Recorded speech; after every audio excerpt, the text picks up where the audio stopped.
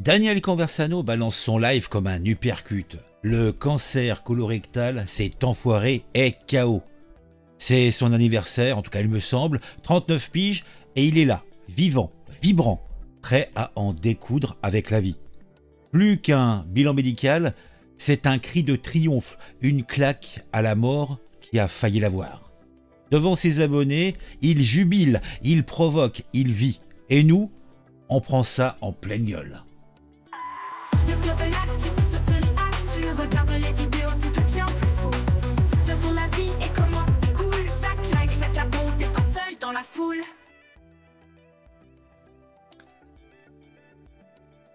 Bonsoir mes chers amis.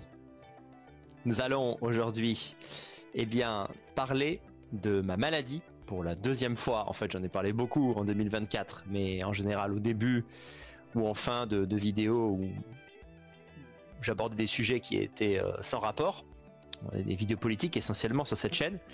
Mais cette émission, ce direct, sera concrètement la deuxième partie de l'émission que j'ai commencé en novembre dernier, en novembre 2024, une émission où j'ai raconté mon traitement. Plus exactement, j'ai commencé par l'apparition de mes symptômes qui ont conduit ensuite au diagnostic, diagnostic qui s'est fait fin avril, début mai 2024. Et suite à cela, un traitement a commencé et je vous avais donné rendez-vous en novembre et je vous avais dit, je vous tiens au courant, bien sûr, de l'issue. Quand tout sera officiellement terminé, je ferai une vidéo bilan. Et vidéo bilan, il y a eu. Pendant plus de 3 heures, il est venu, il a parlé. Il nous a dit moult et moult choses et cela était fort intéressant. Nous étions le 25 mars 2025 et là, Daniel Conversano, je vous l'ai dit, a allumé sa webcam et il a commencé à nous raconter son vécu, cette période difficile de sa vie. Voilà, il est là, il est vivant, il est debout, prêt à combattre, prêt à recommencer son combat. Donc on va un petit peu parler et résumer tout ce qu'il a vécu pendant cette période, puisque pendant ce live de 3 heures, il a pu avec beaucoup d'expressions imagées, nous expliquer ce que ça a été. Donc pour avoir un environnement sonore, plutôt sonore visuel, on va mettre derrière le beau Dany en train de parler en rapide. Ça vous fait une petite présence, hein, ça fait pas plus mal. Donc nous étions ce 25 mars, c'était il y a quelques heures à peine, hein, parce que quand j'ai regardé son live un petit peu en rapide, en travers, histoire de pouvoir faire cette petite séquence, c'était hier soir. Donc là, quand je fais l'enregistrement dès le 26. Donc vous le voyez, notre bon Daniel Conversano est venu devant son écran. Comme je le disais dans mon introduction, il a allumé sa cam. Il a son petit sourire en coin habituel. Il a des yeux pétillants. Il a des yeux pleins de vie. Une vie qu'il a failli perdre. C'est, je crois, son anniversaire. En tout cas, il a 39 ans. Mais le 25 mars, c'est surtout le jour où il peut maintenant crier victoire. Le cancer, ce salaud, est vaincu.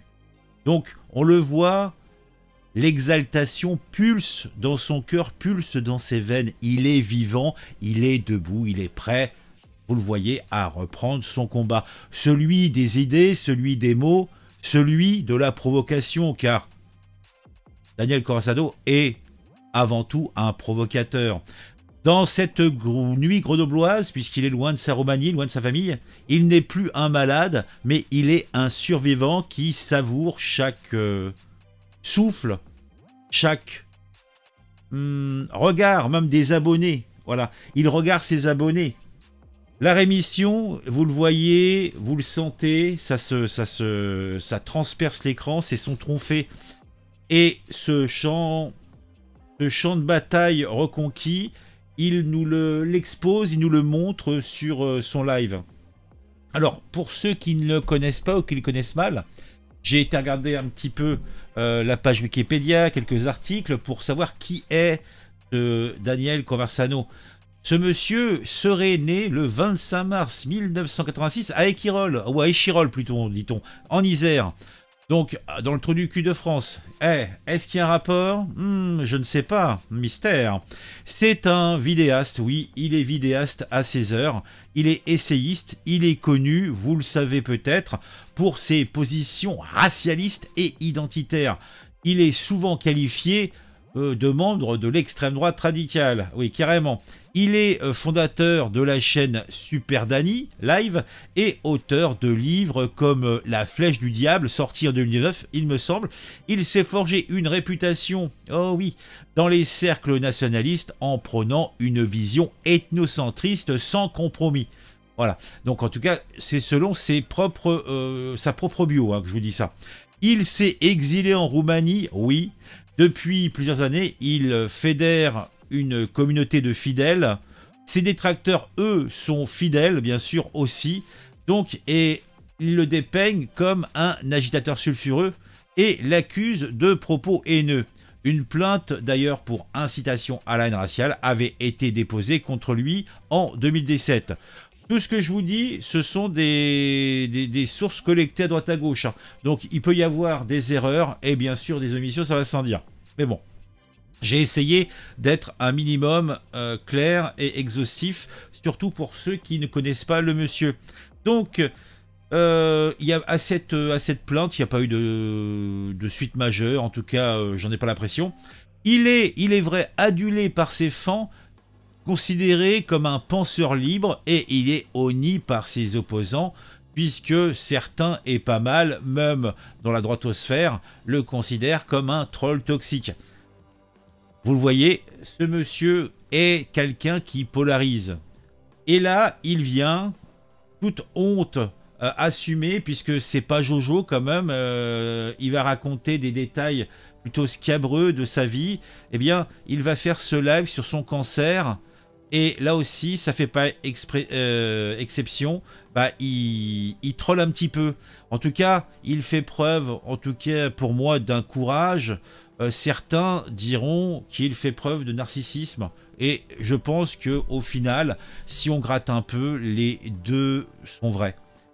Revenons un petit peu à ce qu'il nous raconte pendant ce live. Fin avril 2024, il constate des saignements et des douleurs. Cela le pousse à aller voir son praticien qui lui conseille de bien pratiquer une coloscopie.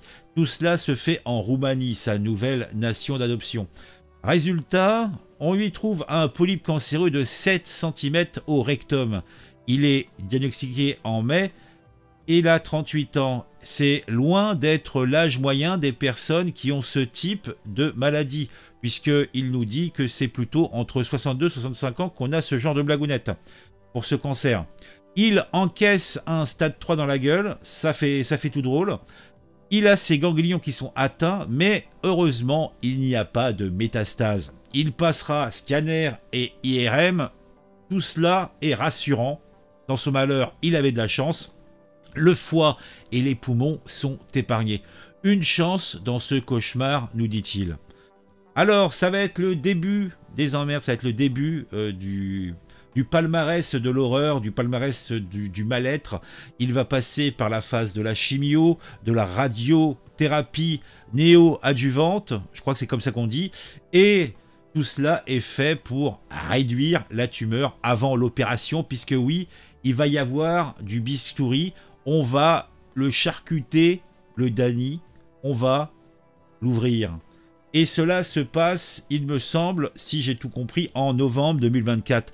Et là, il avait déjà fait, je pense, un live à l'époque, que je n'ai pas vu, dans lequel il avait exposé en fait toutes les différentes phases donc, de cette partie, OP et tout ça. Il avait fait donc un live de 4 heures qui avait bien fonctionné, puisqu'il nous disait lui-même qu'il avait fait plus de 40 000 vues dessus, ce qui était plutôt sympathique. Et surtout, pendant cette période, pendant ce live, il avait expliqué qu'il reviendrait vers ses followers pour un bilan final. Donc rémission ou eh bien le destin fatal, la pente savonneuse, à pleine barzingue vers le trou. Donc Donc, il avait prévu de faire un bilan final en live en mai. A priori, il a eu les réponses claires avant, donc il a pu anticiper d'un bon mois ce rendez-vous. Alors, qu'est-ce qui s'est passé après? Donc, après ce fameux live de novembre, en janvier 2025, il revient en France. Et oui, parce qu'en France, c'est quand même mieux pour le coup de scalpel. On pratique sur lui une première chirurgie le 13 janvier.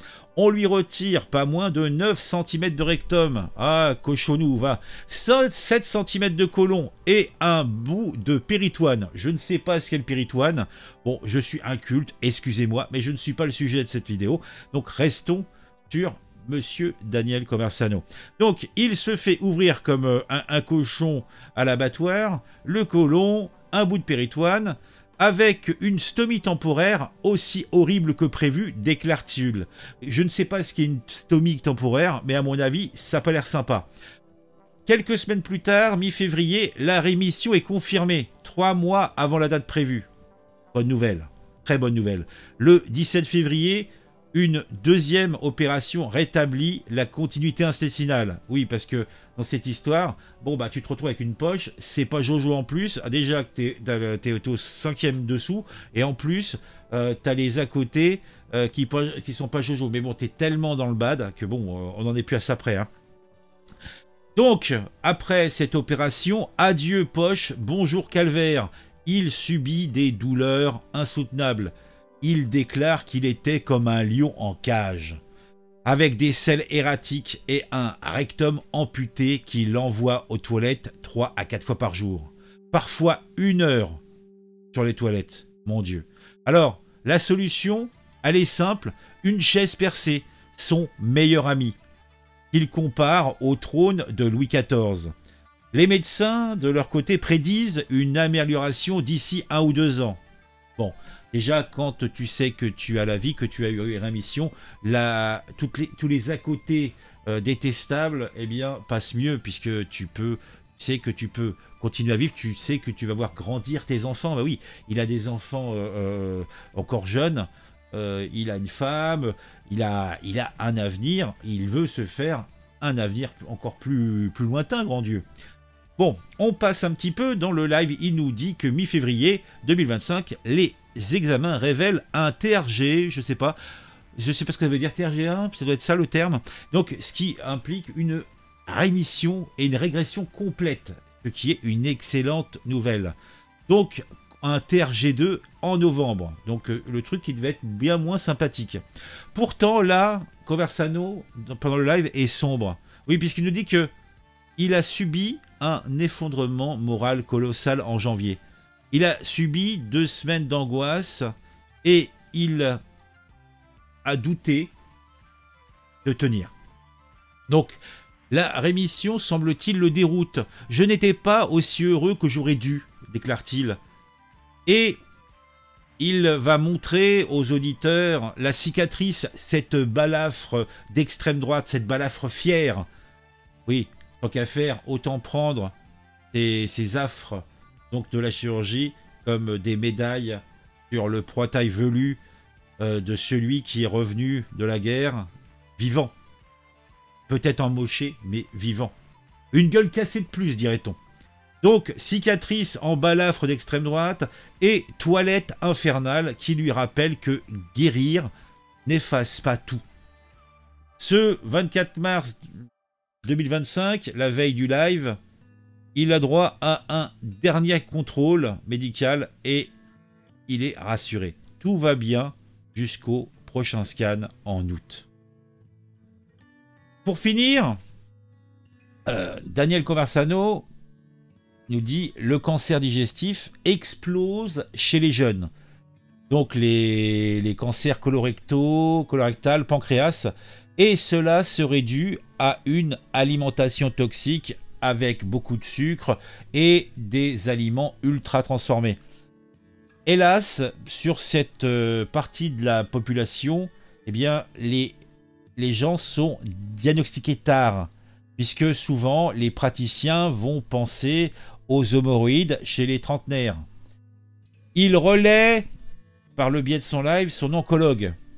il conseille, si c'est possible, et c'est compliqué quand tu n'as pas d'alerte, des coloscopies dès 35-40 ans, pas 50. Et cela pour sauver des vies. Daniel Corsano, entre humour noir, quand il nous déclare qu'il a reçu un anus en chocolat de ses followers, donc offert par ses fans, et de l'autre côté, un petit peu le côté sérieux médical, parce qu'il va nous parler en fait des problématiques liées en fait aux habitudes de consommation. Eh bien, il essaye, en tout cas, je pense, de secouer les consciences de ses auditeurs. Alors après, bon, le parallèle m'a paru amusant, puisque sachant que notre camarade Daniel Corsano est un racialiste, donc on va parler un petit peu d'une personne qui a eu la même chose que lui, mais qui n'a pas eu sa chance. Quelqu'un de connu, puisque là, la célébrité n'y fait rien. Quand t'es malade, t'es malade. Hein. C'est toi et ta chance, c'est toi et ton cas, puisque on a un cas, somme toute, assez similaire, qui a fini beaucoup plus mal. C'est celui de, comment il s'appelait-il, Chadwick Boseman. Donc, on peut mettre en parallèle ces deux parcours, puisque Corsano a eu le même que Chadwick Boseman. Et Chadwick Boseman, si vous ne le connaissez pas, c'était la star du fameux film Marvel Black Panther, et qui a été emporté par un cancer colorectal en 2020. Il avait 43 ans. Ouais. Il avait été diagnostiqué en 2016 à 39 ans. Il était stade 3 comme Corsano. Boseman, lui, a caché sa maladie en tournant ses films et tout ça, dans ses blockbusters. Il était en même temps claqué, mal et tout, parce que pendant qu'il faisait ses films, il était en chimio et avait subi des opérations. Mais là où Daniel Corsano a triomphé, Boseman, lui, eh bien, s'est effacé et a disparu, puisque son cancer est passé en stade 4, donc avec tout ce que cela implique, métastase fatale, et puis la pente fatale et le trou, comme je vous disais en introduction. Corsano, lui, échappe à ce destin, peut-être parce qu'il a eu de la chance dans son malheur, qu'il y a eu une détection, somme toute, en tout cas ce que j'ai compris, une détection précoce des ganglions, et il a eu droit à une chirurgie qui a réussi. Donc, on a deux hommes, deux fins, l'un parle en live ce jour, l'autre s'est tu définitivement. Voilà. Pour conclure, dans son live, Daniel Corsano a souhaité saluer la mémoire d'une femme qu'il a croisée lors de son parcours médical, une certaine Alexandra, 35 ans, qui a été emportée par un cancer du pancréas en un an. Entre la déclaration, donc la détermination de la maladie et son décès, il s'est passé un an, ou tout comme. Et il l'a croisée dans son parcours. A priori, une femme pleine de vie, pleine d'avenir, et qui a été éteinte comme une bougie. Il nous parlera aussi de son cousin qui, lui, est en lutte contre un cancer ORL. Il dit qu'il parle de tout ça parce que c'est la vie, que ça fait partie de la vie. Il est heureux car il est en rémission, donc c'est normal. Il va profiter de sa famille, de ses enfants, parce que c'est le plus important. Il remercie la communauté de l'avoir soutenu pendant cette année plus difficile, car financièrement, il avait quand même des angoisses. Au-delà des angoisses liées à la maladie, il y avait aussi les angoisses du fait que, bon, t'es malade, t'as beaucoup moins de temps pour travailler, écrire des bouquins, etc., faire des lives, générer le cash qui te permet de vivre, tout simplement. Hein. Donc, il remercie sa communauté, il referme ce chapitre. Le crabe l'avait plié, mais le crabe ne l'a pas brisé. Il... peut-être, je ne sais pas si c'est une morale, je ne suis pas un littéraire, donc j'ai pas ouvertement les mots, mais en résumé, la pensée donc, de Daniel Corsano, c'est la santé n'est pas un jeu. Souvent, les jeunes vont être amenés à payer cash l'ignorance collective, puisque pour des histoires de pognon, on ne fait pas de détection de ce type de cancer avant la cinquantaine. hein. Donc, si t'as pas de chance, en fait, c'est toujours pareil, c'est toi et ta chance. Si tu es jeune, tu tombes dans le trou, t'es pas détecté à temps. Quand c'est détecté, c'est trop tard. Souvent, majoritairement. D'ailleurs, c'est pour ça qu'on a un tel taux donc de décès chez les jeunes, puisque bah, on pense à toute autre chose, et même les toubibs n'y pensent pas, quoi. Ils le disaient, aux hémorroïdes, etc.